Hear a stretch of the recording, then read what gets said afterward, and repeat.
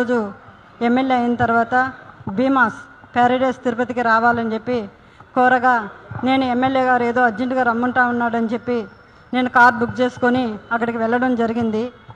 Room number 109 July 6వ తారీఖు రోజు నేను అక్కడికి వెళ్ళడం జరిగింది. అక్కడ ఎవరూ లేదు, ప్రశాంతంగా ఉండింది. ఎమ్మెల్యే గారు మాత్రమే రూమ్లో ఉన్నారు.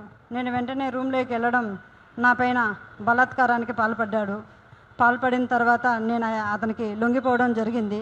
జరిగిన తర్వాత ఈ విషయం ఎక్కడైనా బయట చెప్పావంటే నేను చంపేస్తాను, నీ కుటుంబాన్ని చంపేస్తాను అని చెప్పి బెదిరించడం జరిగింది.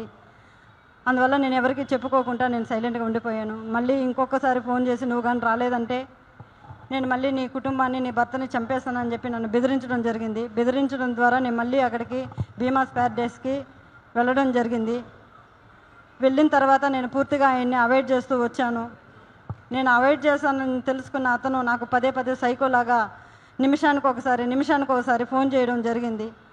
అది గుర్తించిన నా భర్త, ఎమ్మెల్యే నీకు ఎందుకైతే ఇన్నిసార్లు కాల్ చేస్తున్నాడని చెప్పి నా మొబైల్ ఇంచేసి నన్ను కొట్టడం, నన్ను బెదిరించడం చాలా చేశాడు. చేసిన తర్వాత నేను ఆ బాధను భరించలేకుండా నాకు జరిగిన బాధని నేను ఆయనతో వివరించడం జరిగింది. వివరించినప్పుడు నా భర్త ఇలానే నీకే జరిగిందా, చాలామందికి జరిగిందా అన్నప్పుడు చాలా మహిళలు, గవర్నమెంట్ ఎంప్లాయీస్ కూడా ఉన్నారు, ఇందులో మహిళలు చాలామంది బలైపోతున్నారు నేను చెప్పినప్పుడు ఆయన సూచించాడు నన్ను ఈ చాలామంది మహిళల్ని కాపాడుకొని మనం బ్రతకాలి, మనం కాపాడుకోవాలని చెప్పి ఆయన నాకు ఒక పెన్ కెమెరాని అరేంజ్ చేసి ఇవ్వడం జరిగింది.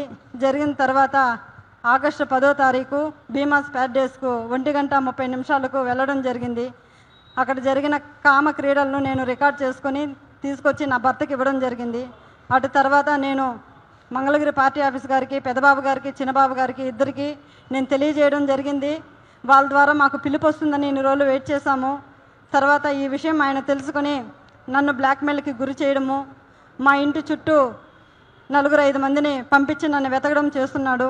నాకు ప్రాణహాని ఉంది, ప్రాణ భయంతో నేను ఇక్కడికి రావడం జరిగింది. అంతేకాకుండా ఇలాంటి చీడ పురుగులు తెలుగుదేశం పార్టీలో ఉన్న రోజులు తెలుగుదేశం పార్టీకి మంచి పేరు రాదని చెప్పి బాబు గారికి తెలియజేస్తున్నాను. అయ్యా బాబు గారు, నేనేదో తెలుగుదేశం పార్టీని కించపరచాలని చెప్పో నేను ఇక్కడికి రాలేదు. అతని వల్ల నాకు ప్రాణహాని ఉంది, నన్ను నేను కాపాడుకోవాలని చెప్పి నేను ఇక్కడికి రావడం జరిగింది.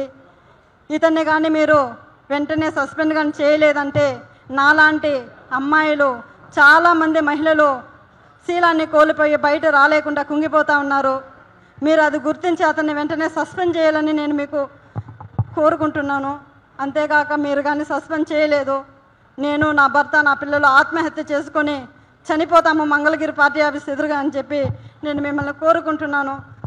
శరణు మహాప్రభు చంద్రబాబు నాయుడు గారు, మాకు మీరే దిక్కు శరణు బాబు అని కోరుకుంటున్నాను.